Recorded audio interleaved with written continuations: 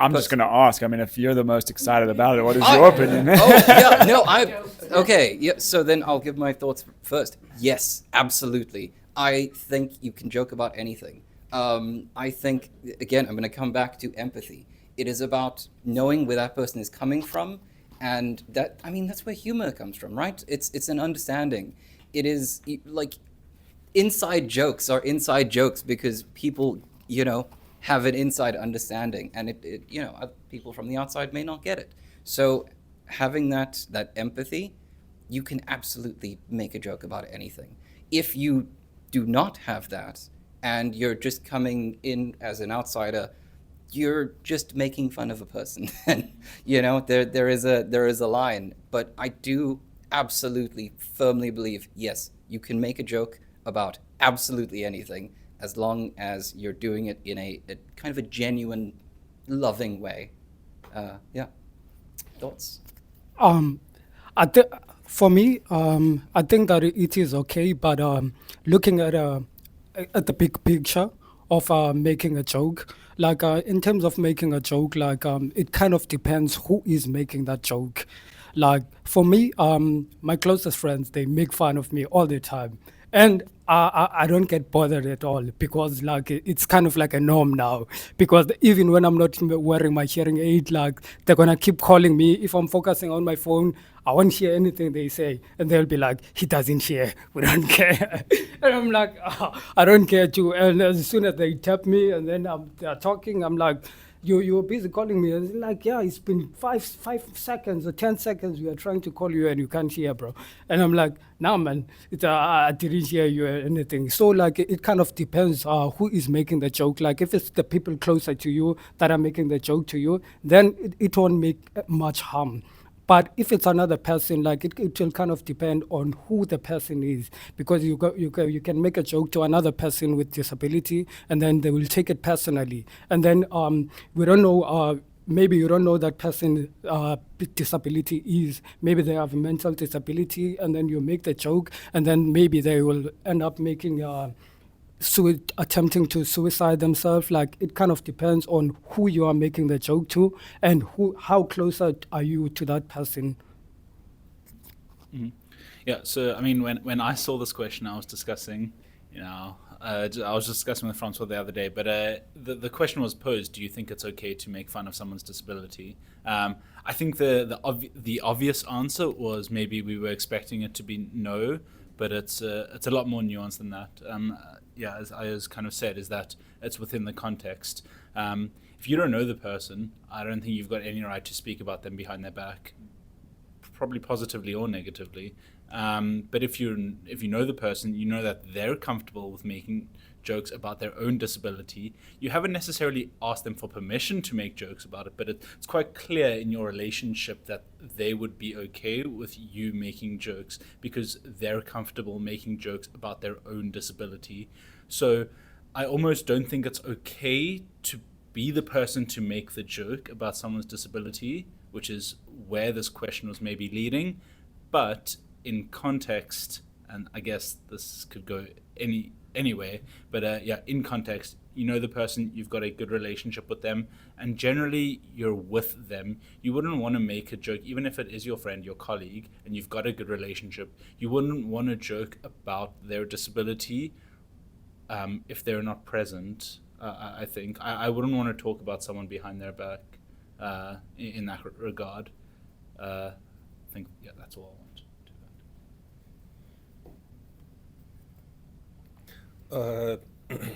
Sorry. I'd say I agree with so far the points that are kind of going around. If you're friends with a person, you're close enough, you got that kind of relationship. From my side, personally, I would wait for them to make the joke first. I think that then it's like, okay, this is cool, we can do this now. If it's like some stranger, just leave them alone. You don't need to get involved in this.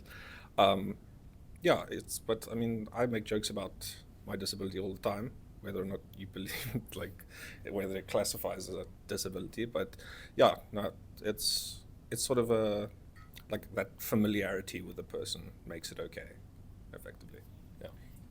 I think as well where the jokes can become a problem is, as a random example, if I was only joking with Alistair about his disability every time I saw Alistair, I think that very quickly becomes, hang on, the only thing we ever speak about is when Mike's making a joke about Alistair. And I think that is where you start trending into bullying or other things that are unacceptable.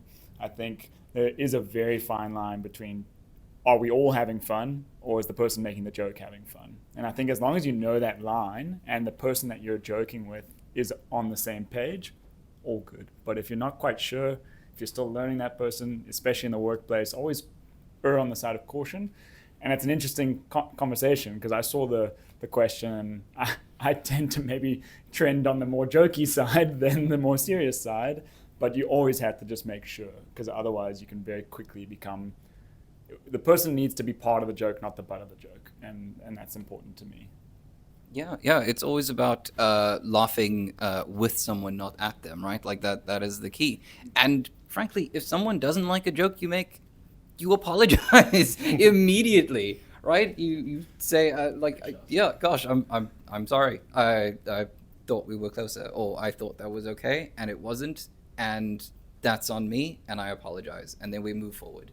That is my stance. I'm also like quite jokey, so and obviously I have a disability, so I'm very okay with joking about mine. There is a level of familiarity, like you said, that you need to have, and kind of get implied permission from the other person, if not said explicitly, like, yes, you can joke about this. But there is, I do think in social dynamics, there is kind of moments where you can tell, like, okay, yes, like we have this kind of relationship. Sometimes you overstep, and again, like I say, then you apologize, and that's yeah. Yeah, exactly. I also think maybe the content of the joke could also affect it. So, for example, I would find it personally very funny if someone came up to me and said, "Hey, your brain's busted." That's funny to me. I'm fine with that. Yeah. But if someone came up to me and said, like, but if someone came up to me and said, you're the worst human being on earth, you're broken, you can't do anything, you shouldn't function in society, that's not funny. I don't like that. Yeah. So yeah, I think the content contributes quite heavily. Yeah, knowing where the line is.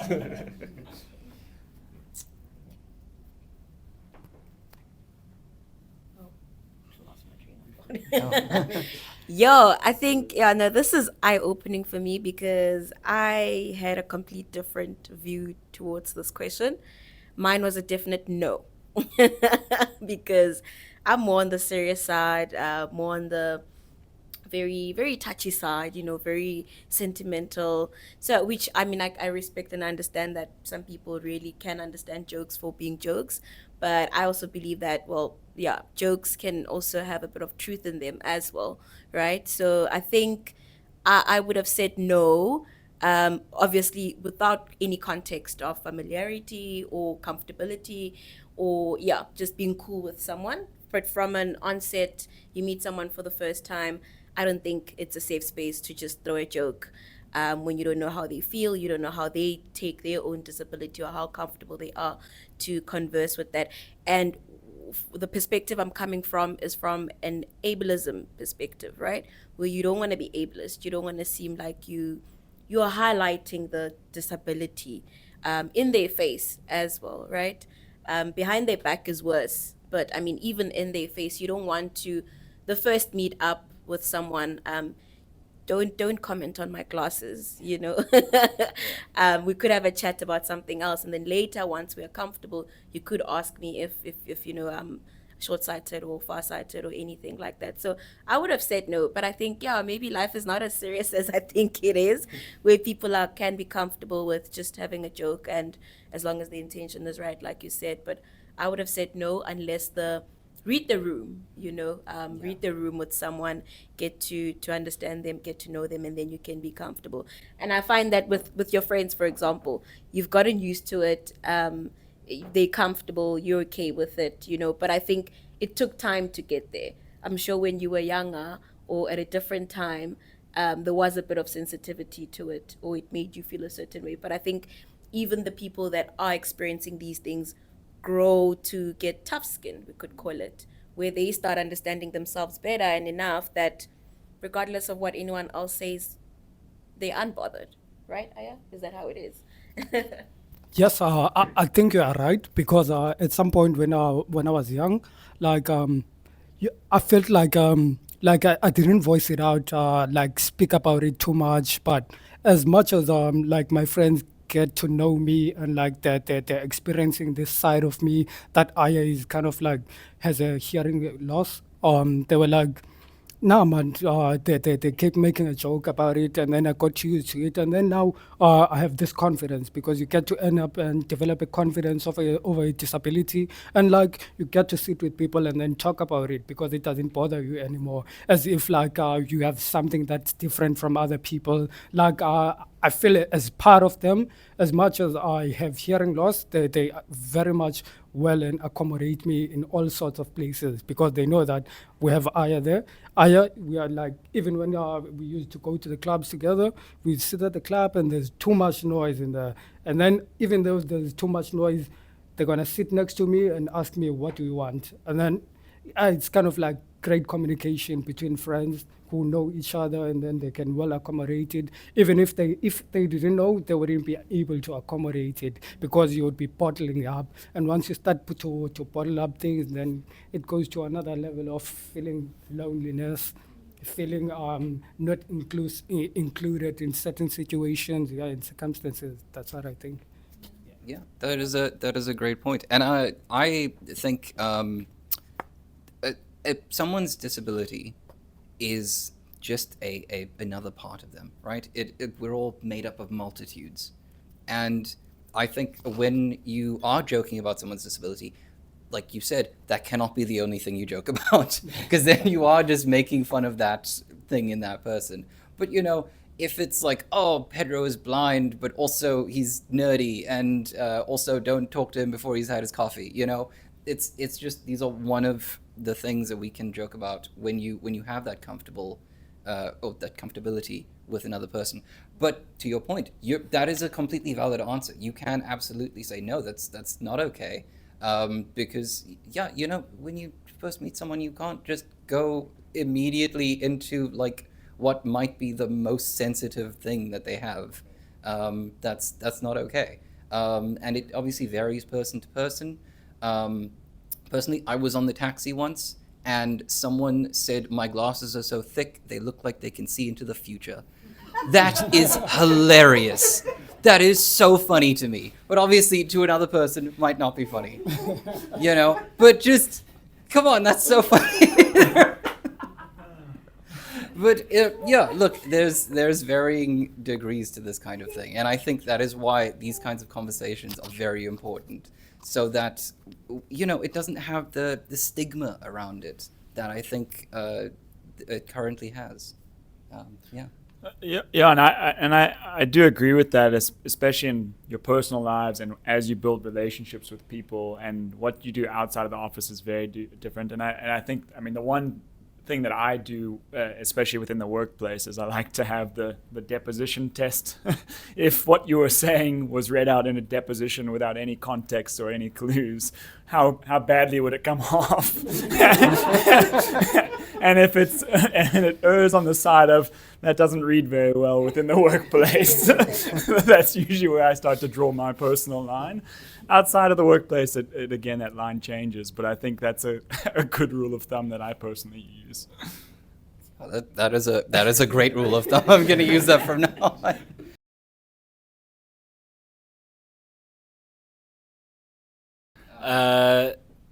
Not necessarily whether I've learned or haven't learned anything, but I think this has sort of strengthened my position that our company is going in the right direction.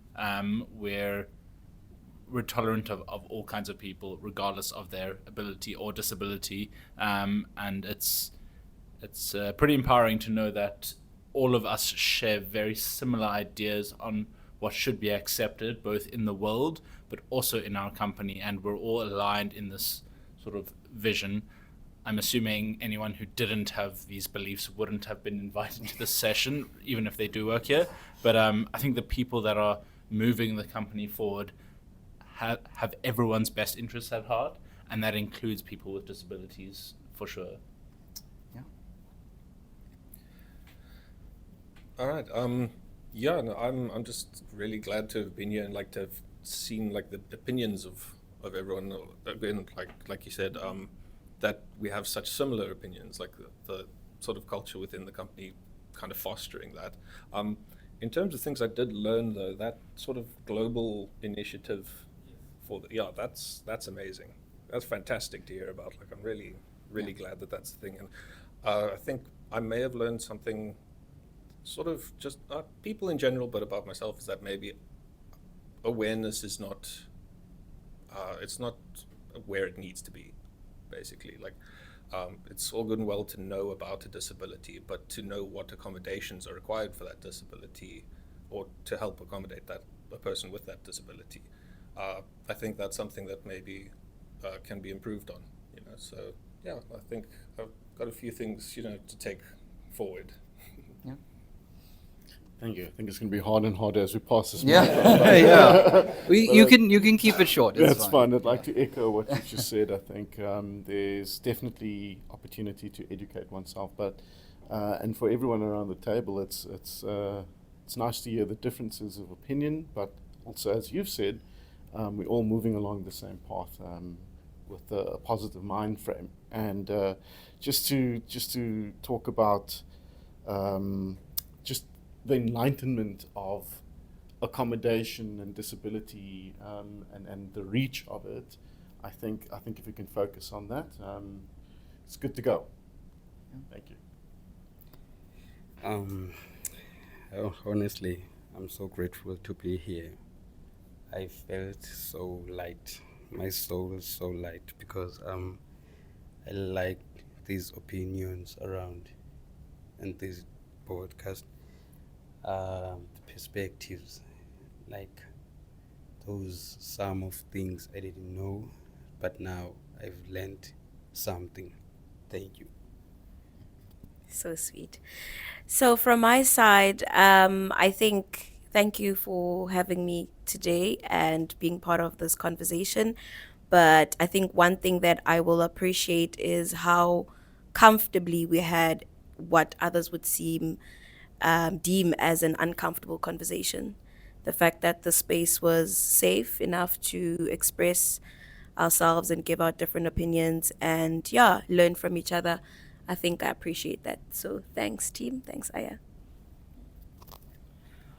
For me, I think that having conversations like this is one of the leading factors to liberation. And I also think that the only way that we can be liberated and for persons living with disabilities to be well accommodated is for having panels like this to speak out and voice out so that our opinions are heard out there in the world so that people can actually do great change and ensure that in all the organizations, in everywhere around the country, around the world, people with disabilities are well accommodated. And it's been a great pleasure to be part of this panel here today. And I'm looking forward to many more. Wow, well said. I mean, you took the words right out of my mouth, but I do agree with you 100%, and I stand by what it is that you say. I think what was important for me to walk away from this is that we need to be able to voice this a lot more. We need to be able to talk about it a lot more and not feel some type of way. Whatever that feeling is that you're feeling is entirely up to you, but we shouldn't be feeling a type of way about it where it becomes taboo and it's left under the carpet and no one really is prepared to sort of just drag it out and clean it up and move on. I think we need to be able to really, really focus on it. I think we would be doing ourselves a disservice. We spoke about good points here. If it's not someone that's directly within your family members, it's certainly going to happen to you at some point. And I think we need to stop being so short-sighted, and we really need to embrace this topic, and we need to empower ourselves as individuals going forward in life because we don't know what's going to happen. Thank you. Mine's not going to be so deep and meaningful. I just actually wanted to bring up a fun point that didn't match any of the points we had.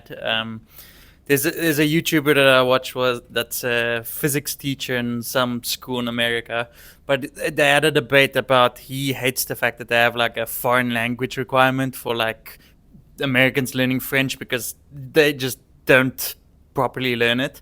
And the thing that he recommended that he would replace as a mandatory thing for everybody to learn was actually sign language, because that's the one language you don't verbally speak, and there's not even a universal sign for saying like thank you other than using sign language. And I think recently it actually became South Africa's 12th official language. So yeah, fun fact, I wouldn't mind learning sign language. South African sign language. Yeah. Sorry, yes. I was going to say there's many different sign languages. They share commonalities, but they've got different accents. Yeah, I mean, I guess from my side, I would just urge people, and I think it's good that we've had this conversation. I think it's interesting, and I don't know if it's reflective of all of Lusaka or just some of Lusaka that we had similar opinions. I think in future iterations, it would be interesting to have conflicting opinions, and I don't know how you do that within a workplace, but it would be an interesting conversation to have if there is conflicting next time. I think the thing for me is definitely if you yourself are struggling with not having accommodations, or you see somebody else that you are close with, I would definitely urge you to approach your line manager, your teammate, your HR department. Come and speak to them, or speak to your friend and say, hey, this is what I'm struggling with. I can't see my screen, or I can't hear in meetings, or whatever it might be, rather than struggling with that and not getting accommodated. And if you don't feel comfortable with that, I'm sure the likes of Shay or the team can definitely help in those instances. So definitely rather speak up, as Lazan said earlier. If you don't speak up, we don't know how to help. And I think that goes both ways. I haven't said much. I know. I said I was here to learn. I am an observer. Because also growing up, I was around people, and like my best friend, for example, she had a brother that was completely, his hearing was, and I communicated with him like I'm communicating now with, and with him, I started doing lip reading, and he would sign. I don't know how to sign, but he would, and he had both parents were fully, like they heard him in some type of way. And I used to always laugh because his mother used to scream in the house. And his name was Alistair. And his mother used to be like, Alistair! And I'm just like, did she forget that he cannot hear?